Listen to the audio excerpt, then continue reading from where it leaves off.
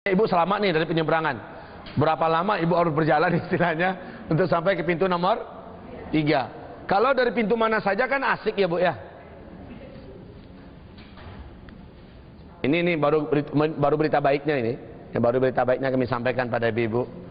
Sekarang wahai ibu yang kami muliakan, bagaimana?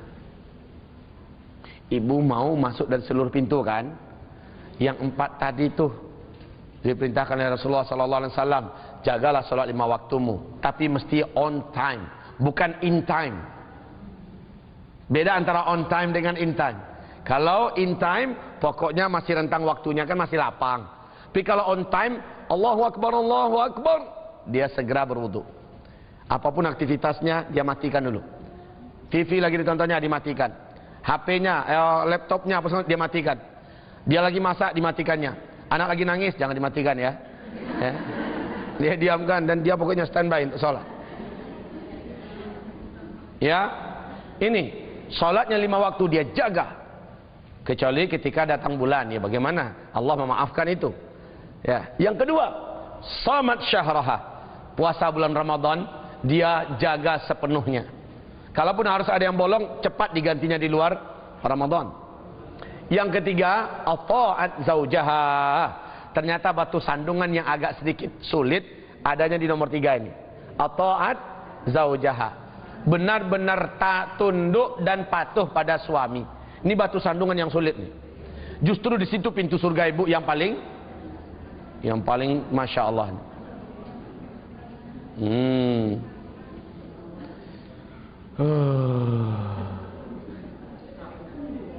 Syushah Ustaz yang nomor 3 ini. Ibu yang kami muliakan, apalagi ibu-ibu yang punya masalah sedikit banyaknya dengan husband, dengan zauj, dengan suami. Ustaz, masa kami aja dituntut untuk tunduk baik pada suami, melaksanakan semua kewajiban istri pada suami, lah suaminya nggak kayak gitu ke kami, gimana kami bisa menampilkan semua kebaikan kami untuk suami? Pertanyaan kami kepada ibu-ibu, ibu mau masuk surga di pintu mana saja enggak? Ayo sudah, taat saja pada suami. Sederhana sekali kok. Seluruh umatku pasti akan masuk surga kecuali yang tidak Yang mau masuk surga itu siapa? Yang patuh, kata Rasul. Benar? Yang patuh. Gitu aja bu. Jadi jangan banyak diskusi ya. Jangan banyak diskusi. Kita pokoknya begitu. Khalas sami'na wa ata'na. Habis. Sama bu dengan pertanyaan ibu-ibu zaman sekarang. Ustaz, sebenarnya apa sih istimewanya rambut laki-laki dengan rambut wanita? Kan sama-sama rambut, sama-sama bulu, tumbuhnya juga di kepala. Kenapa yang wanita harus tutup rambut, laki-laki enggak? Kami kalau enggak ada perintah untuk laki-laki menutup rambut juga, kami enggak mau Ustaz. Maka kepada wanita itu kita balik tanyakan, pengen masuk surga? Iya Ustaz. Patuh aja, jangan banyak tanya. Masalahnya kunci untuk masuk surga itu adalah taat, patuh. Cincin emas dipakai wanita boleh, dipakai laki-laki haram. Itu yang menetapkan siapa? Rasulullah Sallallahu Alaihi Wasallam. Tentu saja dari instruksi langit. Sekarang kami laki-laki jangan banyak tanya. Apa sih? Kan pasang biasa saja. Apa sih susahnya? Pakai cincin emas dengan yang tidak emas. Wanita boleh, kami laki-laki nggak boleh. Kalau mau masuk surga jangan banyak tanya. Patuh enggak, itu aja. Makanya salah satu ciri orang beriman itu sami'na wa ata'na. Ya. Jangan kayak orang beriman. Orang beriman itu sami'na wa ata'na, jangan kayak orang Islam. Seperti surah Al-Hujurat ayat 14. Itu gaya orang Islam. Kalau orang Islam itu dalam bahasa kami di Padang sana, sami'na wa anggua'na wa gelyangna. Apa artinya? Kami dengar, kami mengangguk, dan kami menggeleng. Itu gaya orang Islam. Kalau orang beriman, sami'na wa ata'na. Kami dengar, kami taat. Itulah umat Nabi yang akan masuk ke dalam surga. Itulah dia. Yang 99/100, setiap 100 orang itu tadi, itu yang tadi itu. Sami'na wa anggua'na wa gelyangna. Wal'iyadzu billah. Yang nomor 3 ini Ustadz kayaknya memang ujian berat. yaitu harus taat pada suami. Saya kalau nggak ada rekaman ini, saya mau biasa Bu, keliling sana jalan sini, ya capek juga duduk terus Bu. Bu, boleh? Alhamdulillah. Saya minta izin.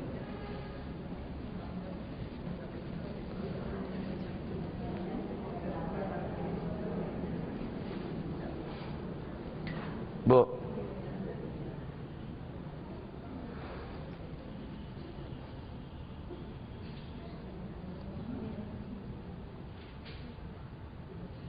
yang paling banyak dilihat oleh Nabi waktu Isra Mi'raj dari umatnya waktu dibawa jalan-jalan ke neraka, siapa Bu? Insya Allah itu bukan ibu-ibu ya. Amin ya rabbal alamin. Karena ibu-ibu tentu berbeda. Ibu-ibu adalah orang-orang yang telah dibina oleh agama Allah Subhanahu wa taala, rajin ikut pengajian dan termasuk yang mau tunduk dan patuh kepada agama Allah. Amin ya rabbal. Cuma masalahnya tunduk dan patuh pada suami ini perlu diasah lagi. Oh ya, ibu-ibu yang kami muliakan, saya nggak ada yang pesan-pesan loh ini. Jangan-jangan Ustaz ini dipesan oleh suami kami nih, supaya nyampaikan kajian ini. Tidak Bu. Masalahnya Rasul ketika ditanya, Ra'aitu aksara ahli nar min ummati an-nisa. Aku melihat kebanyakan ahli neraka dari umatku adalah kaum wanita. Maka bertanyalah para sahabat wanita, awalam yu'minna billah? Apakah mereka tidak beriman kepada Allah? Tidak, kata Rasulullah. Mereka beriman kepada Allah, tetapi mereka kufur. Mereka kufur yakfurnal ashir. Mereka kufur kepada suami-suami mereka. Caranya bagaimana kami kufur pada suami? Maka di hadis yang lain Rasul mengatakan, idza ahsanta ila ihdahunna ad-dahra thumma rat fika ma lam tarda qalat ma ra'aitu fika khairan qat. Ma ra'aitu fika khairan qat. Kalau engkau baiklah sama istrimu itu, seumur hidup engkau berumah tangga dengannya, baik terus dengan istrimu, tiba-tiba engkau melakukan sesuatu yang jelas-jelas mereka tidak senangi, qalat, dia langsung membuat stempel tentang diri engkau. Qalat, dia langsung punyai stigma tersendiri tentang diri engkau. Ma ra'aitu fika khairan qat. Orang yang macam ini nggak ada kebaikan pada dirinya. Dia lupakan semua kebaikan suaminya. Kalau ada wanita yang macam ini, wanita macam inilah yang finnar. Ya. Tapi wanita yang dia bisa menimbang, suamiku ini sangat baik, kekurangannya yang fatal adalah ini. Ditimbang-timbang ternyata masih berat timbangan kebaikannya. Semoga Allah memaafkan diriku ketika aku bisa memaafkan suamiku di bidang yang ini. Ini wanita yang ya, dia mampu memainkan timbangan yang jujur, timbangan yang benar. Tapi kalau wanita yang ahlun nar, semua kebaikan suaminya dia lupakan. Yakfurnal ashir walam yashkurna. Mereka kufur kepada suami-suami mereka. Walam yashkurna. Dan mereka tidak pandai bersyukur. Ibu-ibu yang kami muliakan, tahu enggak Ibu, kami ini sebenarnya dibandingkan ibu-ibu, jauh lebih besar peluang ibu untuk mendapatkan segudang amalan yang kami belum tentu akan bisa mengumpulkannya sekaligus. Kami belum bisa Bu, dan pasti tidak akan bisa kecuali kalau kami diizinkan oleh Allah pergi berangkat jihad. Baru kami bisa mengalahkan ibu-ibu. Mungkin itu pun kalau seandainya kami bisa berangkat jihad dan kami syahid di sana, ibu juga mengalir kepada ibu seluruh pahala yang didapatkan oleh kaum lelaki yang pergi berjihad. Allahu Akbar. Macam mana caranya tuh? Tolong dengarkan kepada kami, perdengarkan kepada kami sebuah hadis, nggak usah bahasa Arabnya, bahasa Indonesia saja, yang mampu menjawab, bertanda orang ini telah dianugerahkan oleh Allah Subhanahu wa taala daya ingatan dan mudah-mudahan juga amalan yang sudah begitu baiknya. Apakah hadisnya yang menerangkan bahwa ada seorang wanita datang kepada Rasul sallallahu alaihi wasallam, "Ya Rasul, saya dikirim oleh rombongan ibu-ibu nih, diutus untuk bertemu dengan engkau." Hah? Ada apa kata Rasul? Saat itu Rasulullah sedang dikelilingi sahabat-sahabatnya. "Ya Rasul, kami mau demo. Tapi saya juru bicaranya." Masih ingat nggak hadis ini? Hah? Pernah dengar belum? Sudah? Coba Bu, lanjutkan. Oh ini istimewanya ibu-ibu Bu. Ternyata ibu-ibu Jakarta, ibu-ibu Sumatera, ibu-ibu Malaysia, saya baru 4 hari yang lalu dari sana. Di 10 masjid kita memberikan kajian. Ibu-ibu ternyata sudah dengar Bu, sudah. Tapi apa lanjutannya Bu? Entah. Ternyata ya sama gitu ya. Makanya saya katakan sama ibu-ibu kami yang di Sumatera Barat, sebenarnya enak ngaji dengan ibu-ibu ini. Kenapa gitu Ustaz? Soalnya satu materi bisa 10 kali disampaikan setahun. Karena mereka lupa terus. Nanti udah selesai disampaikan, oh iya Ustaz, iya, gitu. Nah, jadi ibu-ibu,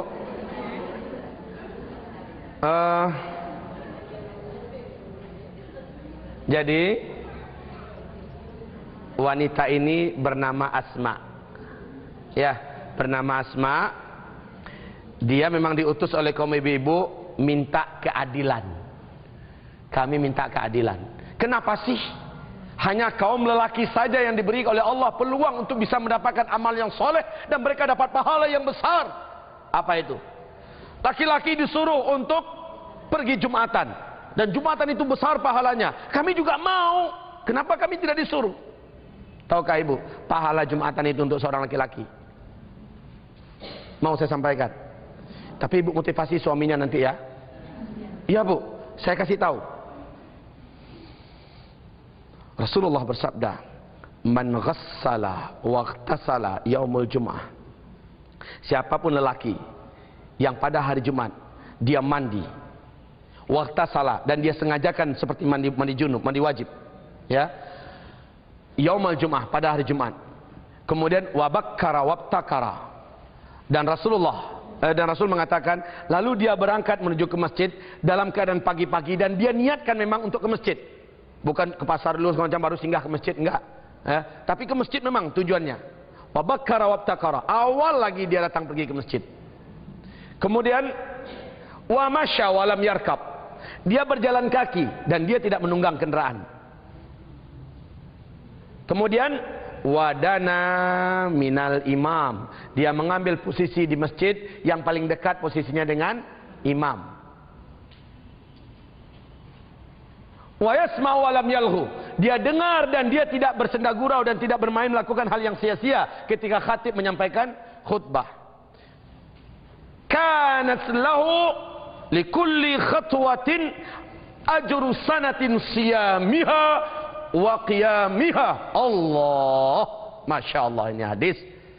Setiap satu langkah yang dilangkahkannya menuju ke masjid tadi dinilai oleh Allah dia berhak mendapatkan pahala orang yang berpuasa 1 tahun penuh, orang yang qiyamul lail 1 tahun penuh, setiap satu langkah itu. Subhanallah. Laki-laki lah itu. Lah kami pengen ya Rasul, kata Asma. Kenapa cuma laki-laki? Wajar tau. Jadi ibu, hari Jumat Bu ingatkan suaminya. Ini rekaman ini kalau bisa nanti di apa? Ibu ada yang rekam, di bluetoothkan, dibagikan pada yang lain. Suruh dah suami dengarkan ini. Kemudian apa kata Asma berikutnya? Laki-laki dibolehkan mengantarkan jenazah ke kuburan. Lah kami dilarang. Masa itu kan memang masih dilarang kaum ibu untuk mengantarkan jenazah sampai ke kuburan. Kami juga ingin ya Rasul. Kami ingin. Tahukah ibu pahalanya apa orang ngantar ke kuburan ini? Barakallahu fiki. 1 qirat. Siapa yang mensolatkan jenazah, falahu qirat. Siapa yang mengantarkannya ke pemakaman terakhirnya, falahu qirat. Faqala ashabu min ashabi Rasulillah sallallahu alaihi wasallam. Siapa yang menyolatkan, siapa yang mengantarkan dapat 2 qirat, kata Rasul. Ada sahabat yang bertanya, ya Rasulullah, wa mal qirat? Apakah itu qirat? Apa Bu qirat? Allahu akbar. Apa yang 1 bukit Uhud, Bu? Barakallahu fiki. Masya Allah. 1 kali dia melakukan itu, dia dapatkan 2 qirat. 2 bukit, bukan bukit, jabal itu adalah gunung ya. Gunung Uhud beratnya untuk memberatkan timbangannya nanti pada hari kiamat. Lalu apa kata para sahabat? Laqad dayya'na qararita katsira. Alangkah banyaknya kalau begitu qirat-qirat yang sudah kami sia-siakan selama ini. Lah itu kan cuma untuk laki-laki ya Rasulullah. Kami ingin kami kaum wanita juga mendapatkan peluang itu. Satu lagi, ya Rasul, kata Asma, laki-laki diperintahkan untuk berjihad. Sementara kau sendiri yang mengatakan tidak ada amalan di bumi ini, dalam agama ini yang bisa mengalahkan amalan jihad. Ya Rasul. Bu, apa pahala jihad itu? Kita nggak cerita pahala syahid loh ya. Syahid itu sudah nggak ada lagi yang bisa mengalahkannya. Jihad aja dulu. Apa pahala jihad, Bu?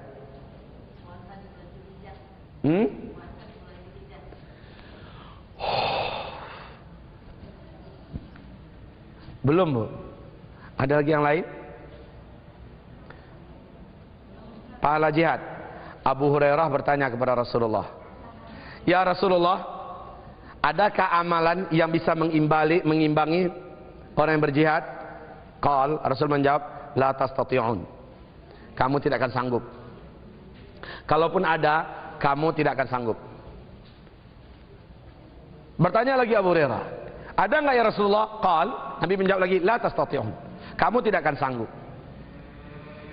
Bertanya lagi kali yang ketiga, ada enggak ya Rasul? Lagi-lagi Rasul mengatakan, la tastati'un. Kamu tidak akan sanggup. Ya Rasulullah, coba dulu terangkan apa itu, kalau ada siapa tahu kami sanggup. Baik, kata Rasulullah. Sejak si mujahid meninggalkan rumahnya, pergi ke medan jihad, pergi berperang, sejak itu kalian sholat jangan berhenti ya. Kalau yang baca Quran jangan berhenti. Kalau yang zikir jangan berhenti ya. Kalau yang pokoknya lagi ibadah apa, jangan berhenti, jangan putus-putus. Nggak boleh makan, nggak boleh minum, nggak boleh tidur, nggak boleh apa semacamnya. Terus saja ibadah. Maka apa kata Abu Hurairah? Wa ayyuna yutiqu dzalika ya Rasulullah? Mana ada orang yang sanggup kalau begitu ya Rasul? Makanya kata Rasul, sudah saya katakan tadi, la tastati'un, la tastati'un, la tastati'un. Kamu takkan sanggup, kamu takkan sanggup, kamu tak sanggup. Nyinyi juga tanya baru. Ya. Sudah saya katakan kamu takkan sanggup, masih nyinjin bertanya. Itu pahala jihad. Belum lagi kata Rasulullah, pergi berjihad sebentar saja, seperahan susu onta, wajabat lahul jannah. Wajib orang itu masuk dalam surga. Seorang preman besar meninggal dunia di zaman Rasul sallallahu alaihi wasallam. Ibadahnya masih jauh lah, ya. Amalan-amalan yang nyerempet dosa masih rutin dikerjakannya, mati. Sehingga sahabat-sahabat nggak ada seorang pun yang mau menyelenggarakan jenazahnya, apalagi mengantarkan jasadnya ke liang lahatnya. Nggak ada yang mau. Akhirnya Rasulullah SAW bertanya, kenapa kalian tidak menyelenggarakan jenazahnya? Kata mereka, ya Rasulullah, ini orang dosa aja yang dia buat seumur hidup. Untuk apa juga kami yang ngurus orang yang selama hidupnya cuma dosa yang dibuat? Apa kata Rasulullah? Coba ada nggak di antara tuan-tuan yang bersaksi bahwa dia pernah melakukan suatu kebaikan, apapun pokoknya dalam Islam ini? Salah seorang sahabat angkat tangan. Ya Rasulullah, saya dan dia pernah satu malam kami ribat sama-sama di medan jihad. Cuma satu malam. Iya, satu malam ya Rasul. Maka langsung Rasul sing-singkan kedua lengan bajunya, ya. Lalu Rasul sendiri yang langsung mengangkatnya ke liang lahat. Melihat Rasul yang memegang, sahabat-sahabat yang lain juga membantu. Apa kata Rasulullah? Ashabuka yashhaduna annaka min ahlin nar wa ana ashhadu annaka min ahlil jannah. Allahu akbar. Sahabat-sahabat engkau bersaksi engkau ini ahli neraka, dan saya bersaksi engkau ini adalah ahli Subhanallah. Pergi berjihad itu, Bu, seperah susu onta aja lah, cukup lah istilahnya itu, sudah wajib untuk orang itu masuk surga. Makanya ini Asma nanya pada Rasulullah, kok laki-laki aja yang cuma dapatkan pahala bisa pergi berjihad, kami juga pengen. Bu, ternyata jawaban Rasulullah kepada Asma mencengangkan semua kita, termasuk saya. Iri kami semua yang laki-laki, malah berbari iri kami. Apa kata Rasulullah kepada Asma? Tahu ibu jawaban Rasul? Ada 3 jawaban Rasulullah. Rasul sallallahu alaihi wasallam menyebutkan, nanti habis dari sini pulang balik ke ibu-ibu itu, katakan pada mereka, mereka seluruhnya berhak mendapatkan semua amalan yang dikerjakan oleh suami-suami mereka di luar sana. Apapun amalan mereka, ya termasuk Jumatnya, ya termasuk mengantar jenazahnya, ya termasuk jihadnya. Apapun amalan yang dilakukan suami-suamimu di luar, kalian akan berhak mendapatkan pahala itu sepenuhnya, mengalir padahal mereka di rumah saja. Bagaimana caranya ya Rasul? Maka kata Rasul yang pertama, Yang pertama, taatilah suamimu.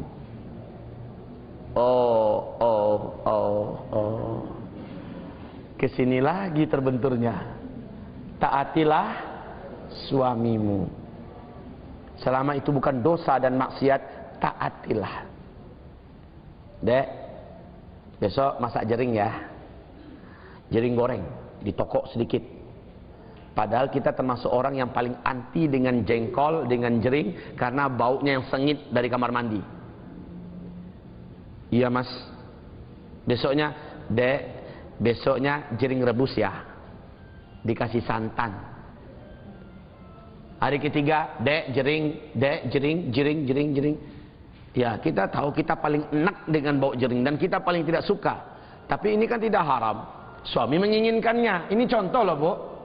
Maka sami'na wa ta'na. Dek, abang suka kamu memakai pakaian yang merah-merah, dek. Jilbab merah, jubah merah, kaos kaki merah, kaos tangan merah. Sepatu merah. Mas, masa iya pakai merah-merah, Mas? Ini kan pakai norak. Norak pakai cadar merah. Jarang-jarang gitu. Apa kata si masnya? Aku ini red maniak, dek. Ya, orang yang paling senang dengan warna merah. Ya sudah, sami'na wa ata'na. Selama dia tidak menyuruh kita yang dosa pada Allah, ya sudah. Walaupun nanti akan jadi kita lewat jadi bahan pembicaraan orang. Ya sudah, suaminya maunya kayak gitu. Dek, Lebaran Idul Adha besok kita ke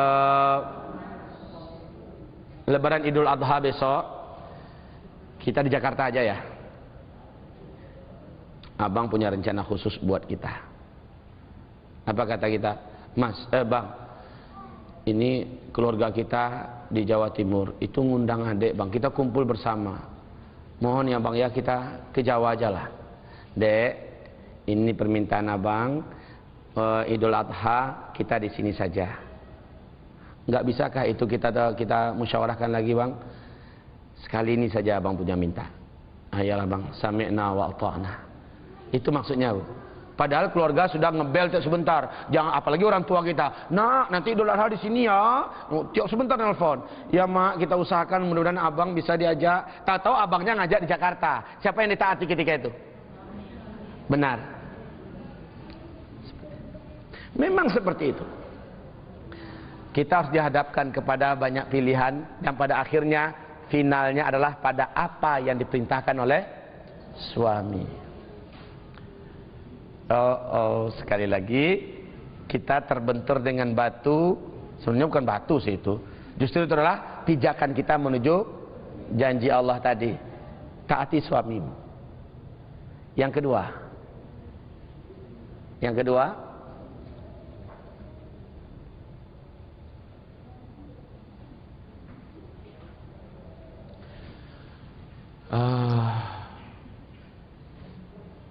kita sampai jam berapa? Biasanya. Asar di sini jam berapa? 3 tepat. 3 kurang. Kurang berapa? Kami habis ini langsung mengisi di Bank Syariah Mandiri. Jadi mungkin memang pas orang azan asar, ya kita selesai. Ya tentulah ya. Bagaimanapun, saya pikir ini ada kelanjutannya. Sudah asar kan? Enggak kan? Baik, ada 10 menit kita manfaatkan lagi.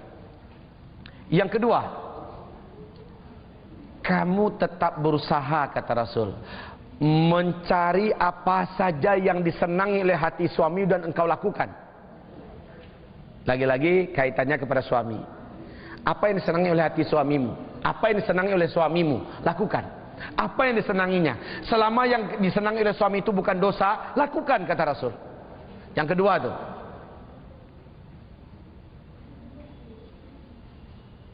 Yang ketiga, ketika suamimu tidak ada, kata Rasulullah, kau jaga dirimu, kehormatanmu, harta suamimu, anak-anak suamimu. Apabila yang 3 ini mampu kalian lakukan sebaik-baiknya, semua pahala suamimu yang dia kerjakan di luar sana mengalir kepadamu, di copy paste oleh Allah. diambilkan sebanyak yang suami dapatkan dan dibagikan kepada kita yang ada di rumah. Subhanallah. Apakah ini sangat adil Islam, Bu?